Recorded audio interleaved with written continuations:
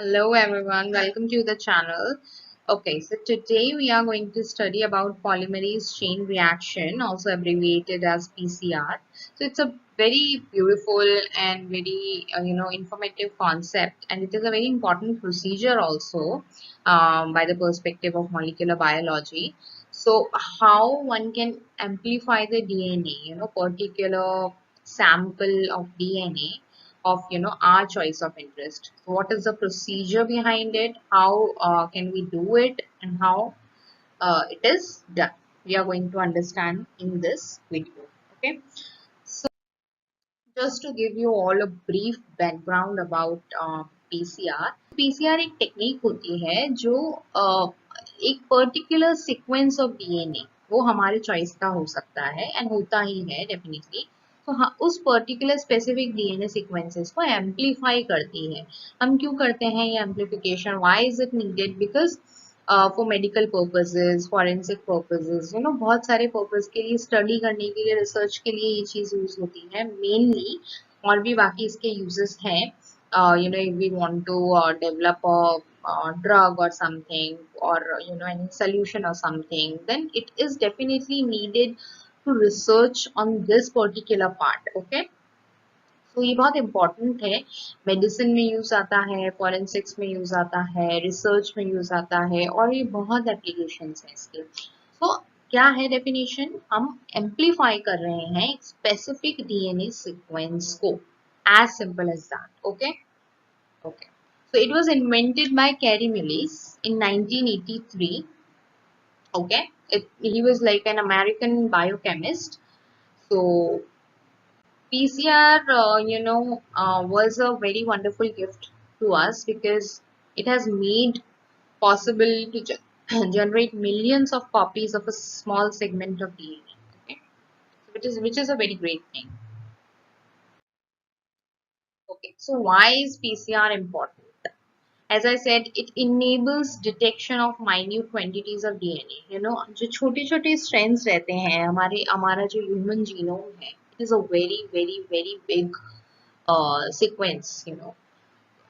जो स्टडी कर पाना एक साथ बहुत ही मुश्किल है। So sometimes, there is maybe there is a genetic disease or some other thing, हम इसको स्टडी कर रहे हैं, तो कभी कभी डिटेक्शन माइन्यूट क्वांटिटीज जो होते हैं डीएनए के, एकदम short short stretches, short short strands हमारे ह्यूमन जीनोम में रहते हैं, उसको डिटेक्ट करने के लिए, उसको स्टडी करने के लिए it is important, it is crucial in disease diagnosis. बहुत सारे ऐसा होता है कभी कभी छोटे से स्ट्रैंड को अगर हम एम्पलीफाई कर लें तो it eases the process of disease diagnosis, right? It fastens the process also. So that is one thing. DNA fingerprinting में इसका बहुत important role है। Genetic testing में बहुत important role है। As I said, कोई genetic disease है और अगर हमें identify करना है, how do we like going to study that? So genetic testing plays a like PCR plays a very important role in genetic testing as well, and biotechnology research, pharmaceutical, technological companies research करती हैं, so that it is a very fast process and very highly specific process. Okay, बहुत मतलब error और इन सब के chances negligible होते ही नहीं है। प्रोसेस अगर ढंग से किया गया है, सारी चीजें, there are steps how you can done a PCR. So if everything is going right, there are no chances of errors. So what is the principle of PCR? The principle of PCR is based on the enzymatic replication of DNA. हम एक small sequence of DNA या कोई भी एक sequence of DNA को हम replicate कर रहे हैं। Replication मतलब copy कर रहे हैं, as it is हम copy कर रहे हैं और उसको बड़ा कर रहे हैं, elongate कर रहे हैं। Okay? PCR में एक short segment of DNA को हम लेके primer mediated enzymes के मदद से उसे amplify करते हैं। Okay? DNA polymerase is an enzyme which is used in this process. DNA polymerase synthesizes the new strands of DNA which is complementary to the template DNA. तो हम जो strand चुनते हैं that is the template DNA. उसको हम बोलते हैं template DNA जो हम चुन रहे हैं. ओके, जो हमारा स्पेसिफिक सीक्वेंस है, हमारे इंटरेस्ट का सीक्वेंस है, उसे हम बोलते हैं टेम्पलेट डीएनए। एंड उससे जो ऑपोजिट जो स्ट्रैंड बनता है वो होता है कॉम्प्लीमेंट्री डीएनए। तो उस तरीके से डीएनए पॉलीमरेज सिंथेसाइज करती है new strands of DNA complementary to the template DNA. या सो उसी के बेसिस पे हमको जब हम कॉम्प्लीमेंट्री डीएनए सिंथेसाइज करेंगे तभी हमें एक पूरा डीएनए सीक्वेंस मिलेगा ना स्टडी करने के लिए। We can not just study the template DNA sequence, right? So complementary DNA DNA polymerase synthesize करती है। नाउ डीएनए पॉलीमरेज जब एंजाइम होती है, अगर आपको स्ट्रक्चर पता है, you don't know that, it's okay, you can always google it. If you cannot google it, that's fine. There is a whole new topic. DNA replication is a different topic. I have not covered it in this video, but I will definitely make another video on that particular topic, but I'll show the structure as well. So DNA polymerase जब nucleotide को add करती है तो वो जो pre existing group होता है, like OH group होता है 3' एंड पे, वहीं पे वो न्यूक्लियोटाइड ऐड कर सकती है डीएनए पॉलीमरेज 3' ग्रुप पे ही, which is pre existing in the template DNA. वहीं पे एंजाइम जो है न्यूक्लियोटाइड ऐड कर सकती है। तो इसीलिए हमें प्राइमर्स की जरूरत होती है, ऑलिगो न्यूक्लियोटाइड प्राइमर्स की जरूरत होती है, ताकि प्राइमर के 3' प्राइम पे वो न्यूक्लियोटाइड ऐड कर पाए। ठीक है। So what are the components of DNA? हम पीसीआर, हमें पीसीआर के लिए क्या क्या चाहिए होता है? डीएनए टेम्पलेट, मैंने आपको बताया हमारा इंटरेस्ट ऑफ डीएनए, हमारा इंटरेस्ट ऑफ सीक्वेंस जो होता है that is template DNA. Oligonucleotide primers, ये शॉर्ट स्ट्रेचेस होते हैं सिंगल स्ट्रैंडेड डीएनए के, जो कि कॉम्प्लीमेंट्री होते हैं to the 3' ends of the sense and antisense strands. जो 5 to 3' होता है डीएनए का डायरेक्शन, तो 3' एंड के कॉम्प्लीमेंट्री प्राइमर्स होते हैं जिसके ऊपर न्यूक्लियोटाइड ऐड कर सकती है फिर तक, क्योंकि डीएनए पॉलीमरेज क्या कर रहा है? DNA polymerase basically complementary strand बना रहा है। नाउ कॉम्प्लीमेंट्री स्ट्रैंड कैसे बनेगा? अगर 3' एंड OH ग्रुप पे ही वो ऐड करती है सिर्फ, तो हम प्राइमर्स लाते हैं which are also complementary, short stretches होते हैं, उसके बेस मदद की वजह से डीएनए पॉलीमरेज जो है वो multiple strands, nucleo multiple sorry, तो उसकी मदद से डीएनए पॉलीमरेज जो है वो मल्टीपल न्यूक्लियोटाइड्स को ऐड कर पाते हैं। नाउ डीएनए पॉलीमरेज हम जो यूज करते हैं पीसीआर के अंदर that is Taq polymerase and it is universal, ये चेंज नहीं होता है टेक पॉलीमरेज, बिकॉज ये बहुत ही हाईली थर्मोस्टेबल है टेम्परेचर, क्योंकि हमें जब पीसीआर करते हैं तो अलग अलग टेम्परेचर, मल्टी टेम्परेचर हमें रखना पड़ता है, तो इस वजह से डीएनए पॉलीमरेज जब हम यूज करते हैं टेक पॉलीमरेज की यूज किया जाता है इस प्रोसेस के अंदर। Then dNTPs are deoxyribonucleotide triphosphate, ये जो होते हैं ये एनर्जी प्रोवाइड करते हैं पॉलीमराइजेशन के लिए। As we see there is a phosphate group, तो ये बिल्डिंग ब्लॉक्स होते हैं, एनर्जी प्रोवाइड करते हैं डीएनए सिंथेसिस के लिए। बफर एंड मैग्नीशियम, कोई भी प्रोसेस के अंदर बफर अगर यूज हो रहा है, magnesium buffer, potassium buffer use होता है, ये ऑप्टिमम कंडीशंस के लिए यूज होता है कि डीएनए डीनेचुरेशन के वक्त या रीनेचुरेशन के वक्त कंडीशंस जो है वो ऑप्टिमम रहे, कोई प्रॉब्लम ना हो प्रोसेस के अंदर, इसलिए बफर यूज किया जाता है किसी भी प्रोसेस के अंदर for that matter. Okay, so the three main steps, what are the three main steps? Denaturation, annealing and extension. अभी ये 3 steps के अंदर जो main difference है that is of temperature. Denaturation के अंदर क्या होता है? Denaturation basically means जब हमें वो एक जो DNA strand हमने choose किया है उसको हमें अलग अलग, दोनों strands, 2 strands होते हैं ना DNA के which are intertwined, right? In like initiative, तो हम उसको अलग अलग करने के लिए दोनों स्ट्रेंथ्स अलग अलग हो जाए, इसीलिए हम डीनेचुरेशन का प्रोसेस करते हैं। यहाँ पे जो टेम्परेचर होता है 94 to 96 डिग्री सेल्सियस दिया जाता है फॉर अबाउट 0.5 to 2 मिनट्स के लिए हम इसको इस प्रोसेस इस रिएक्शन को चलाते हैं। ये क्या करता है, जो डीएनए के अंदर, जो डीएनए के जो 2 स्ट्रैंड्स होते हैं सेंस एंड एंटीसेंस स्ट्रैंड, उसके बीच में जो हाइड्रोजन बॉन्ड होता है उसको तोड़ता है। हाइड्रोजन बॉन्ड टूटने की वजह से दोनों स्ट्रैंड्स जो है वो अलग हो जाते हैं, सिंगल स्ट्रैंडेड डीएनए में कन्वर्ट हो जाते हैं, जो हमें चाहिए फॉर द प्रोसीजर। अभी जो सिंगल स्ट्रैंडेड डीएनए है can now act as a template for the process of like elongating the DNA. So temperature जो है should be provided for a longer time to ensure that the separation is done. Okay, because it is a very important step. Next step is annealing. Annealing में क्या होता है, यहाँ पे जो temperature है वो 50 डिग्री से 65 डिग्री सेल्सियस तक दिया जाता है। Primers bind to DNA. As I said, primers are very important in this process. Primers bind करते हैं 3' एंड पर, तभी जाकर प्राइमर्स एक्चुअली सिंगल स्ट्रैंडेड होते हैं, डीएनए होते हैं सीक्वेंसेस, जो कि 20 to 30 बेसेस होती है उनकी लेंथ, ठीक है, इतने छोटे होते हैं। Primers bind to the complementary sequences on the template DNA. जो टेम्पलेट डीएनए हमने चूज किया है वहां पे प्राइमर्स बाइंड करते हैं 3' एंड पे जाके। Okay, so they basically serve as the starting point for the synthesis of DNA. वहां से फिर starting point, so they are the starting point. Primers are the starting point for the initiation of the process. Okay.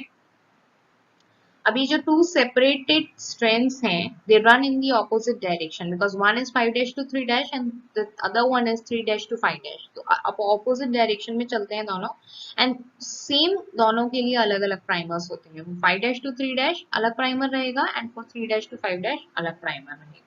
एक के लिए forward primer, एक के लिए reverse primer. Okay, now the next step and the final step, it is called as elongation or extension, you can call it either ways. So temperature यहाँ पर हम 72 degree Celsius to 75 80 degree Celsius इतना temperature यहाँ पर रखा जाता है। यहाँ पे टेक पॉलीमरेज का काम शुरू होता है। Taq polymerase synthesizes new DNA. How Taq polymerase synthesizes the new DNA? तो हमने जो न्यूक्लियोटाइड्स जो होते हैं टेक पॉलीमरेज उसे ऐड करती है to the 3' prime end of the primer. Okay, जो हमने टेम्पलेट डीएनए पे मतलब अटैच हो गया था उस टाइम पे। ओके, तो इस स्टेप में bases are added to the 3' end of the primer. किसकी मदद से? By the help of the Taq polymerase enzyme.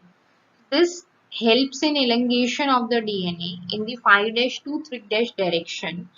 DNA polymerase every minute 1000 base pairs जितने ऐड करती है।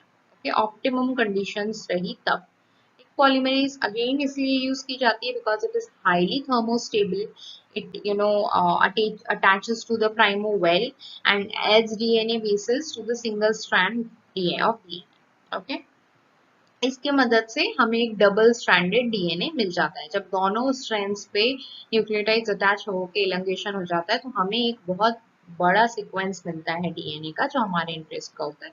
इस स्टेप को 20 to 40 टाइम्स और 20 to 50 times bar bar repeat करने पर हमें हमारा जो शॉर्टर सीक्वेंस था उसका इलंगेटेड पार्ट मिलता है। ओके,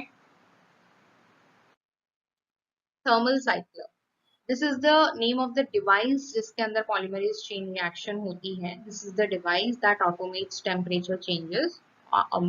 वो टेम्परेचर चेंजेस जो ऑटोमेशन, आजकल ऑटोमेटेड पीसीआर आते हैं। There was conventional PCR system also earlier, but अभी ऑटोमेटेड टेम्परेचर चेंज करने के लिए पीसीआर आते हैं and it programs about 25 to 40 cycles as I have already said in one go, in one run. Okay, that's how we get an elongated part of the DNA and it is essential for accurate and repeatable PCR. Types of PCR, there are many types of PCR. I have included the major ones. So there is this real-time PCR. Real-time PCR, as you know, the name is suggesting, real-time PCR मतलब होता है जहाँ पे DNA amplification जो है वो real time में detect कर सकते हैं हम। फ्लोरेसेंट रिपोर्टर होता है उसकी मदद से। जब रियल टाइम पीसीआर होते हैं उसका रियल टाइम पीसीआर के अंदर देयर आर फ्लोरेसेंट रिपोर्टर्स जो हम यूज करते हैं प्रोसेस के अंदर। वो फ्लोरेसेंट रिपोर्टर क्या करता है, जितना ज्यादा फ्लोरेसेंट रिपोर्टर, जितना ज्यादा उसकी सिग्नल स्ट्रेंथ रहती है, फ्लोरेसेंट है ना, it can give the fluorescence, right. तो जितना ज्यादा फ्लोरेसेंट की सिग्नल स्ट्रेंथ रहेगी उतना ज्यादा डीएनए मॉलिक्यूल एम्प्लीफाई हुआ है ये हमें पता चल जाता है। There is reverse transcriptase PCR. Sometimes what happens is RNA sequence हमारे पास रहता है and हमें किसी RNA sequence को amplify करने की जरूरत पड़ती है। RNA sequence cannot amplified directly. So what happens in that process is RNA is first converted to the DNA by the help of reverse transcriptase enzyme, and then that DNA, that strand of DNA is transferred, or sorry, not transferred, is elongated by the process of PCR. Okay, as I have already explained. So that is reverse transcriptase PCR.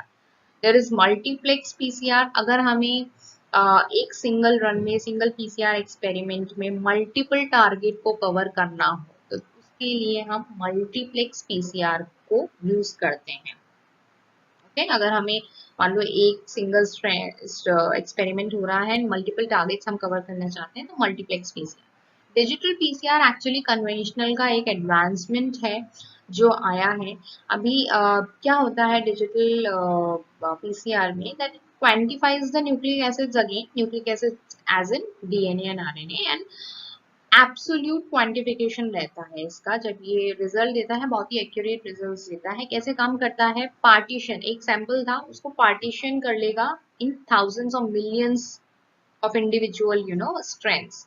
उसके बाद हर एक partition, हर एक उस individual strand का copy बनाता है, वो हर एक इंडिविजुअल स्ट्रैंड के साथ कॉपी करता है, and then the process counts the positive reactions, to determine the initial concentration. उसमें से कितने positive reactions निकले, उससे पता चल जाता है initial concentration क्या है। ये टेक्निक पर्टिकुलरली यूज की जाती है रेयर म्यूटेशंस जब होते हैं किसी जेनेटिक डिजीज के लिए, तब कॉपी नंबर वेरिएशंस पता करने हो, लो एबंडेंस टारगेट्स देखने हो, तो उसके लिए digital PCR, because it is a highly advanced version. That's that. Applications क्या क्या है इसके, कहाँ कहाँ यूज हो सकता है, so it can be used in medical diagnostics as disease को आइडेंटिफाई करने के लिए, जेनेटिक डिजीज म्यूटेशंस हुए या फिर जीन थेरेपी में यूज होना, मेडिकल डायग्नोस्टिक्स में यूज होता है, फॉरेंसिक्स में यूज होता है, क्राइम सीन का इन्वेस्टिगेशन करना है उसके लिए, जेनेटिक टेस्टिंग, इनहेरिटेड डिसऑर्डर्स है, रेयर म्यूटेशंस फाइंड करने हैं उसके लिए यूज होता है, रिसर्च करने के लिए यूज होता है, जीन क्लोन करना है, अगर मान लो कोई पर्टिकुलर जीन ऑफ इंटरेस्ट है, जीओआई है, and if you want to clone that particular gene, आपको पता है क्लोन इंडिविजुअल्स बना सकते हैं क्लोनिंग कर करके। तो gene cloning is also a very beautiful concept which I will cover in some other video. Mutation analysis, as I have told you, कभी कभी हमारे जीन सीक्वेंस में जिस तरीके से सीक्वेंस होना चाहिए, there are 4 nucleotides basically, ATGs। कभी कभी सीक्वेंस जो होना चाहिए अगर वो नहीं होता है, वैसा सीक्वेंस नहीं होता है, कुछ एक आधा म्यूटेशन आता है, उसकी वजह से वो पर्टिकुलर इंसान को जेनेटिक डिजीज हो सकता है, तो उसके एनालिसिस के लिए। And GMO detection in agriculture, it is also one of the very important applications. Advantages of PCR. What are the benefits of PCR? It is a highly sensitive and specific procedure, gives accurate results, and it also requires only a small amount of DNA. Again, it is very precise, very fast, very immediate results, and it is versatile for many applications. We can use it for so many applications, I have told you. So, very broader perspective of application it is covering. That is also one thing. What are the limitations? As I said, it is sometimes prone to contamination, which all the first procedures are basically. Then this is one of the limitation. So it requires prior knowledge of target sequence. Sometimes can give false positive, but only if the conditions are not optimal. Okay, as per the procedure. And equipment and reagents are definitely costly. Okay. Recap, so PCR, as I told you, is a very powerful tool for DNA amplification. It has revolutionized biotechnology, pharmaceutical industry, medicine, and it continues to evolve with new variations. As I told you, there is this new advancement, of digital PCR, and there are very many technological advancements, on the way. So it's a very evolving procedure as well.